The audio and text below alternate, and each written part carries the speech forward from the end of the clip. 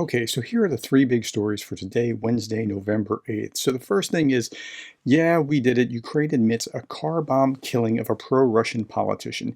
He's a Ukrainian who turned against Ukraine in Luhansk, fought against Ukraine, joined Russia, helped them annex the Luhansk region, and he's a bad guy. I did an entire video about this guy here, another Ukrainian assassination. You can watch and hear more about that there. Okay, so that's the first big story. And if that's not enough, let's look at the second. The second is a continuing saga, an unfolding saga. The first Ukrainian armored vehicles reported crossing the Dnipro River.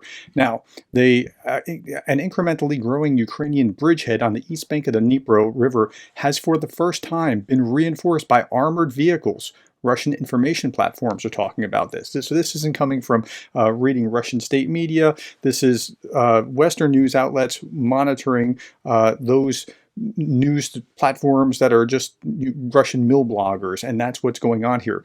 Ukrainian Marines and support troops are now reportedly digging in for 4 sites along the river's east bank. Okay, so they're making progress, and if you want to see the original telegram, it's here, and here's a map of what's going on. This is where they're trying to get across, and it's highlighted here to make it a little bit larger. I think that this is one of the more promising things that the Ukrainians have going on right now as far as the counteroffensive other than Avdiivka. Okay, and the Russians are going to keep going at Avdiivka for some bizarre reason I just can't fathom.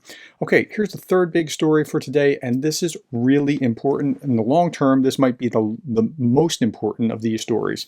The European Commission has just recommended, finally, that Ukraine begin accession talks. Now, what does that mean? Well, I talk about that here in this video, but what does that mean? EU is welcoming Ukraine, but how long will it really take? It's going to take some time, and you're going to have to understand that. And I also go back in that video and I talk about what happened in 2014, because in the video it mentioned back in 2014, I show the second day of that conflict, where after the president said, no, we're going to back away from the EU and go with Russia.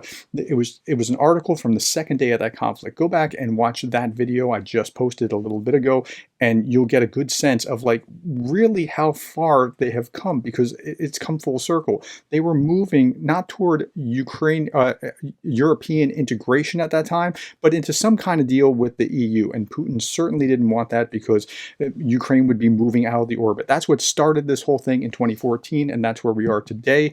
So, and it'll be some time, but they'll move to Ukraine or to European integration soon enough. Okay, thank you for your time. I'm out of time. Thanks for the likes, the shares, the subscribes, and the coffees, and thank you for caring about Ukraine.